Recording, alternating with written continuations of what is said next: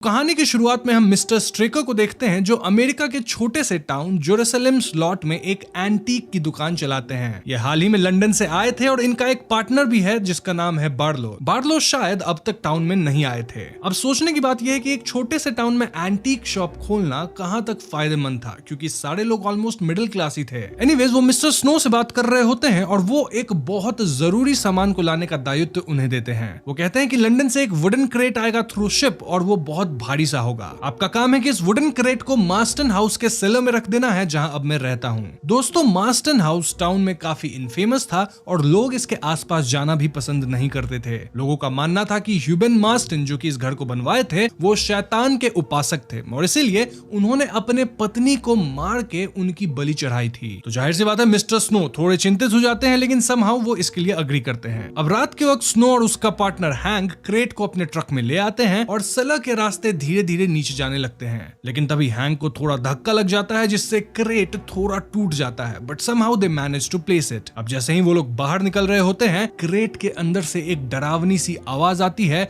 और स्नो उससे हिप्नोटाइज होने लगता है। उसकी आंखें अचानक से व्हाइट हो जाती है और हम समझ पाते हैं कि ये जो भी एंटिटी है वो लोगों को हिप्नोटाइज कर सकता है। शुक्र है कि स्नो को कुछ होता नहीं और वो यहाँ से सही सलामत लौट पाता है। लेकिन यहाँ हम एक डरावने एंटिटी की झलक जरूर देख पाते हैं। अब अगले सीन में हम बेन मायर्स से मिलते हैं जो एक ऑथर था और वो अपने कार में बैठकर दूर से ही मार्स्टन हाउस को देख रहा था। तभी टाउन के शरीफ आकर उनसे पूछते हैं कि आप नए आए हो क्या? वो बताता है कि जब मैं छोटा था तो यहीं रहता था और आज लौटा हूँ तो थोड़ा इधर उधर घूम के इंस्पिरेशन ले रहा हूँ। थोड़े से बातचीत के बाद बेन अपना कार लेकर जेरूसलम लॉट में घुस जाता है। हम देख पाते हैं कि ये शहर बहुत सुंदर और शांत था जहाँ लोग डाइनर में एंजॉय कर रहे थे और मार्केट वगैरह सब अच्छे से चल रहा था। बेन को रहने के लिए एक जगह रेंट पे चाहिए था, इसलिए वो एक रियल स्टेट ऑफिस में जाता है। वहाँ की सेक्रेटरी सूजन बेन का ही बुक पढ़ रही होती है, लेकिन वो बेन को पहचान नहीं पाती। जब उसे पता चलता है कि बेन ही उस बुक का लेखक है तो वो बहुत ज्यादा एम्बैरेस्ड हो जाती है। बेन यहाँ उससे मार्स्टन हाउस के बारे में पूछता है और हम जान पाते हैं कि पिछले 40 साल से ये घर खाली पड़ा था और अभी अभी स्ट्रेकर ने उसे खरीदा है, जो कि हमें पता है। सूजन बेन को ईवा मिलर का एड्रेस बताती है और बेन भी वहीं रहने चला जाता है।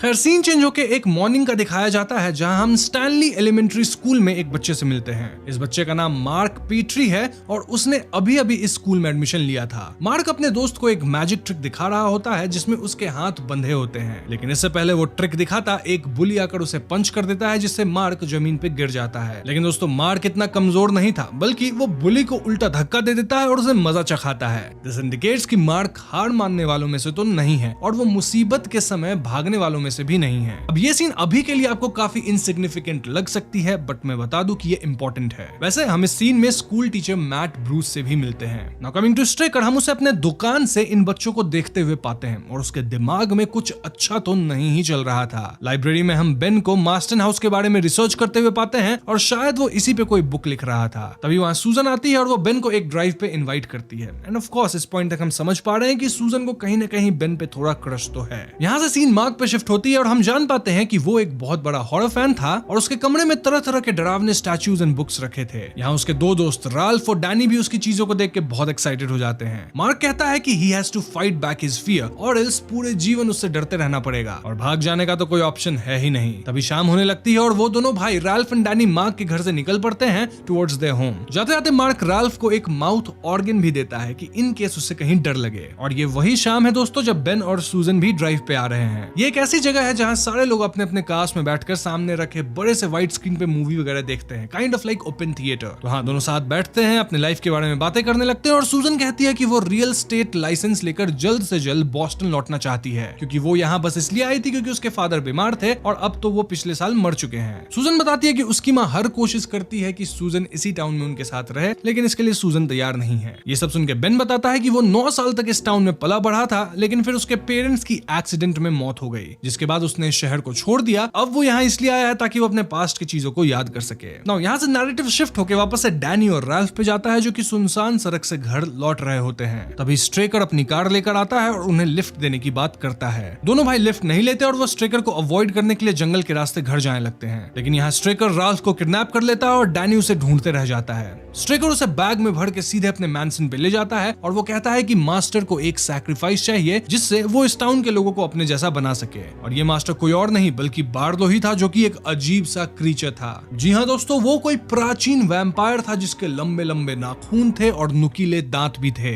और यहाँ वो राल्फ का खून पी जाता है। अब अगली सुबह हम चर्च के फादर को जेल में देखते हैं, क्योंकि अपेरेंटली उन्होंने लास्ट नाइट बहुत ज्यादा पी ली थी और शेरिफ को उन्हें अपने पुलिस स्टेशन पे लाना पड़ा। और लास्ट नाइट से राल्फ भी गायब था, तो उसे ढूंढने के लिए सर्च पार्टीज भी ऑर्गेनाइज करी जा रही थी। एक हफ्ते बाद हम मैट और बेन को दो और लोगों के साथ एक टोइंग ट्रक में बैठे हुए देखते हैं, जो कि सर्च पार्टी का ही हिस्सा थे, लेकिन राल्फ का किसी को कोई पता नहीं मिलता। और तो और टाउन के सारे लोग बेन मायर्स को भी अच्छे नजर से नहीं देख रहे थे, क्योंकि उसके टाउन में आने के बाद ही राल्फ गायब हुआ था और लोकल लोग आउटसाइडर पे ही शक करते हैं। अब हैरानी की बात यह थी कि डैनी ने स्ट्रेकर का नाम नहीं लिया, क्योंकि उसे कुछ याद नहीं था। I mean, उस शाम डैनी भी तो राल्फ के साथ था ना, लेकिन उस शाम जो कुछ भी हुआ डैनी को समहाउ याद नहीं था। इस पे बेन कहता है कि कभी कभी हमारे जीवन में इतने डरावनी चीज हो जाती है जहां हमारा दिमाग जानबूझकर उसे याद नहीं रखता। शायद बेन को भी अपने पास्ट के बारे में याद नहीं था और वो यही बात पता लगाने आया होगा। अब जब शाम को बेन सूजन को उसके घर छोड़ने जाता है, तो हम व्यूअर्स समझ पाते हैं कि सूजन की जो माँ है वो बेन को बिल्कुल भी पसंद नहीं करती।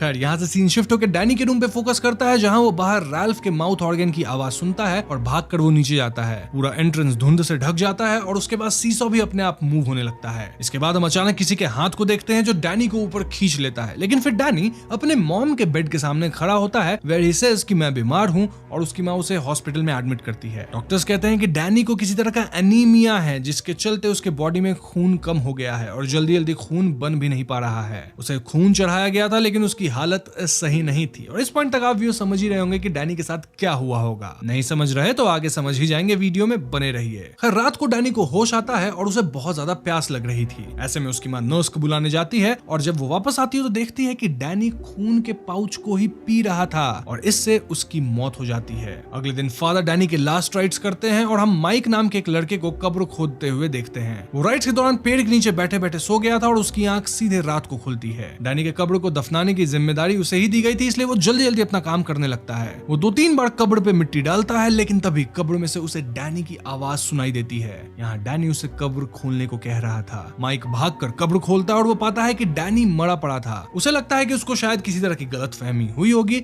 और वो वापस अपने काम में लग जाता है, लेकिन तभी डैनी कब्र से निकल के माइक पे हमला कर देता है, यानी कि डैनी भी अब वैम्पायर बन चुका था। अब अगली सुबह बेन मैट के स्कूल आता है फॉर ए विजिट, और दोनों डैनी और रैल्फ के विषय में कुछ बातें करते हैं। शाम को मैट एक बार में जाता है, जहां वो कॉर्नर में माइक को बैठा हुआ पाता है। माइक बहुत कमजोर फील कर रहा था और काफी बीमार भी था। इनफैक्ट माइक काफी क्रीपीली बिहेव कर रहा था, और ऐसे में मैट उससे कहता है कि आज तुम मेरे घर रहना और कल सुबह मैं तुम्हें डॉक्टर के पास ले जाऊंगा। सो माइक मैट के घर आ जाता है, लेकिन यहाँ मैट उसके गर्दन पे 2 बाइट मार्क्स भी देखता है। इससे मैट को शक होने लगता है कि माइक को किसी वैम्पायर ने काटा है, लेकिन वो यहाँ कुछ रिएक्ट नहीं करता, बल्कि चुपचाप पास के विंडो को बंद कर देता है। तभी हम माइक की आईज को चमकते हुए देखते हैं, और कुछ देर बाद मैट जब अपने ड्राइंग रूम में परेशान होकर घूम रहा होता है, तभी उसके ऊपर से किसी के लेट मी इन बोलने की आवाज आती है। मैट डर के बाहर जाता है और वो देखता है कि खिड़की से कोई तो अंदर घुस रहा है, जिसके पैर हवा में तैर रहे होते हैं। ऐसे में वो सीधे बेन से मिलने जाता है, जिसके साथ सूजन भी थी, और ये सारे लोग मिलकर मैट के घर आते हैं। सभी अपस्टेयर्स जाते हैं और देखते हैं कि माइक तो बेड पे ही था, लेकिन वो मर चुका था। बेन उसके गले में कोई मार्क नोटिस नहीं करता, जिसके रिप्लाई में मैट कहता है कि जब एक मुर्दा वैम्पायर बन जाता है तो उसके मार्क्स गायब हो जाते हैं, और एक वैम्पायर बनने की जो प्रक्रिया है वो कुछ मिनट से लेके कुछ दिन तक की हो सकती है। अब पिलो पे एक ब्लड स्टेन देख के बेन को मैट की बातों पे भरोसा हो जाता है, ऑल्दो ये लोग शेरिफ को वैम्पायर्स के बारे में कुछ नहीं बताते।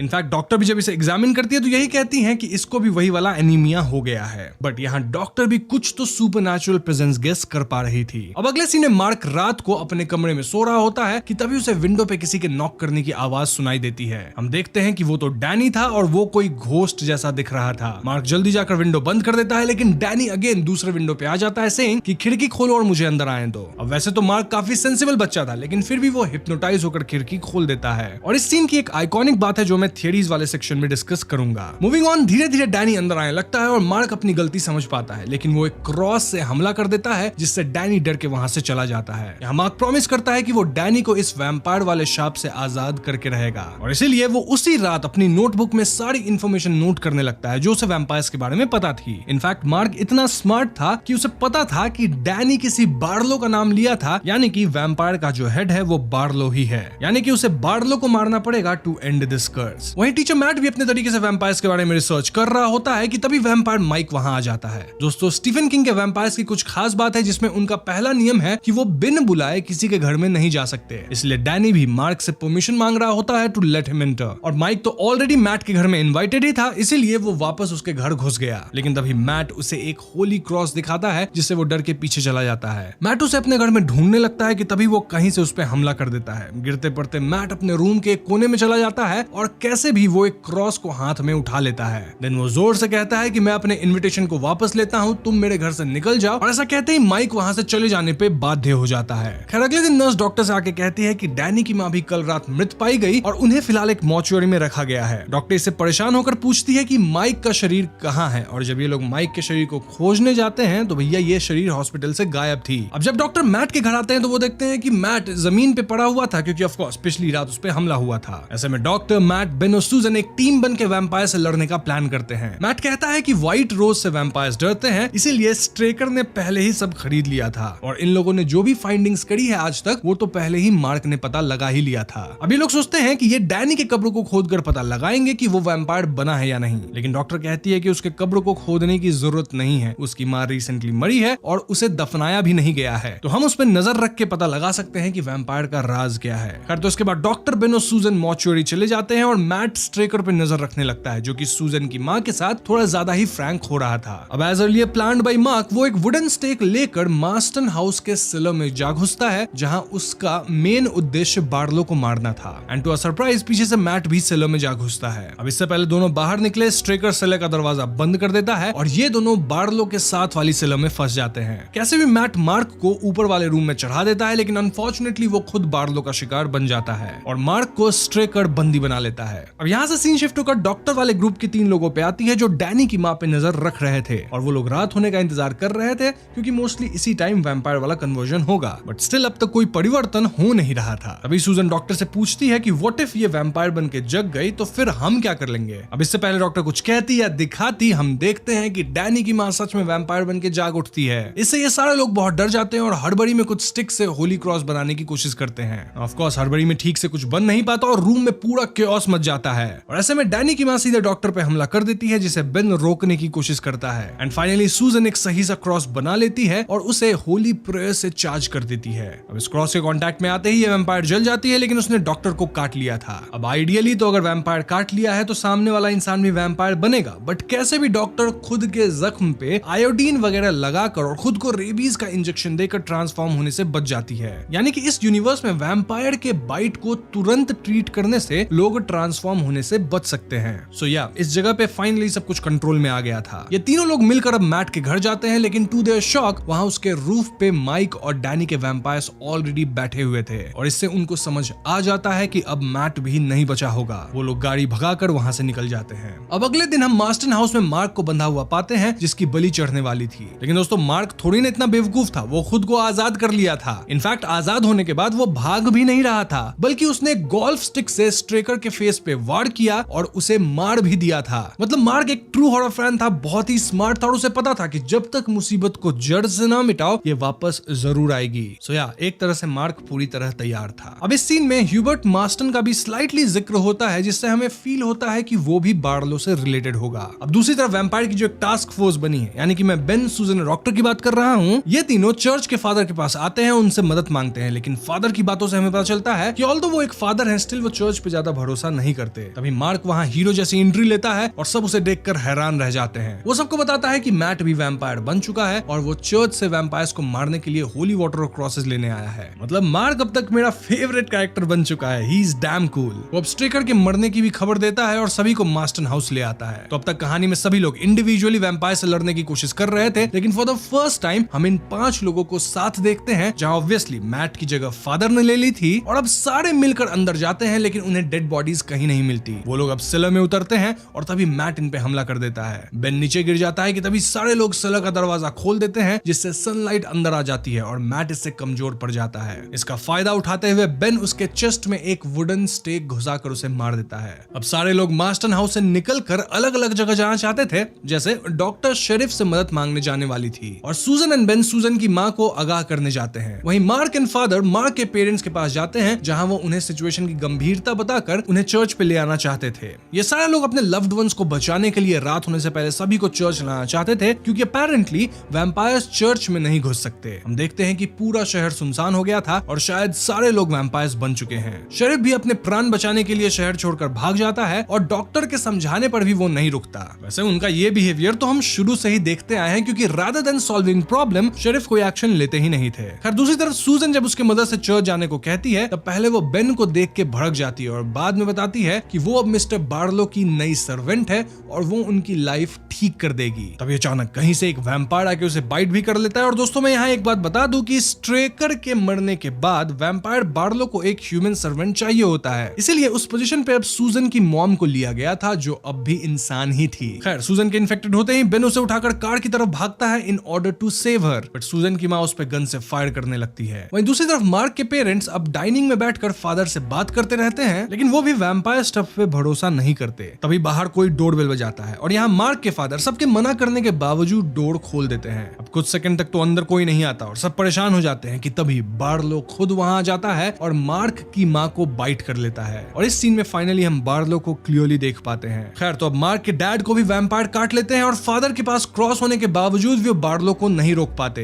एज उनको क्राइस्ट के पावर पे शुरुआत से ही पूर्ण आस्था नहीं थी। मार्क वहां से भाग जाता है और बार्लो फादर का भी शिकार कर देता है। तभी सारे बच्चे वैम्पायर्स मार्क के पीछे लग जाते हैं और उसे हॉन्ट और चेज करने लगते हैं। मार्क कैसे भी दौड़कर अपने ट्री हाउस में छुप जाता है, जिससे कोई भी वैम्पायर उस तक नहीं पहुंच पाता। और यहाँ पहली बार हम मार्क को रोते हुए देखते हैं। वहीं बेन सूजन को चर्च ले आता है, लेकिन उससे कोई फायदा नहीं होता क्योंकि वो ऑलरेडी ट्रांसफॉर्म होने लग गई थी और चर्च में तो सूजन रह नहीं पाती, इसलिए वो वहां से निकल के भाग जाती है, जिसके पीछे पीछे बेन भी भागता है। अब यहाँ रास्ते में बेन को कई सारे वैम्पायर्स चेज करने लगते हैं एंड दिस वाज हॉरिफाइंग, क्योंकि शहर में लगभग सारे लोग वैम्पायर बन चुके थे। बेन कैसे भी अपनी जान बचाते हुए चर्च में जा घुसता है और अब इनके 5 लोगों की टीम में सिर्फ 3 ही लोग बचे थे। ये 3 लोग थे डॉक्टर, बेन और मार्क। और दोस्तों जो शेरिफ था ना शहर छोड़ के भागने वाला, वो भी अंत में नहीं बच पाता। तो अगली सुबह डॉक्टर और बेन मार्क के घर जाते हैं टू फाइंड हिम, लेकिन वहां बस एक नोट पड़ा होता है विच सेज मार्क बार्लो को मारने जा रहा है। मार्क स्ट्रेकर के एंटीक शॉप में तोड़फोड़ करके घुसता है और वहां उसकी मुलाकात डैनी से होती है, जिससे हाथापाई के चलते वो डैनी के चेस्ट में एक वुडन स्टेक घुसा देता है and therefore completing his promise of setting him free. यानी कि फाइनल डैनी मर चुका था और आजाद हो चुका था। दुकान से बाहर निकलकर उसे बेन और डॉक्टर मिलते हैं और बेन उससे कहता है कि चलो हम टाउन से निकल जाते हैं, जिसपे मार्क गुस्सा हो जाता है और कहता है कि अभी बार्लो ने मेरे पेरेंट्स को मारा है और मैं इतनी आसानी से उसे नहीं छोड़ सकता।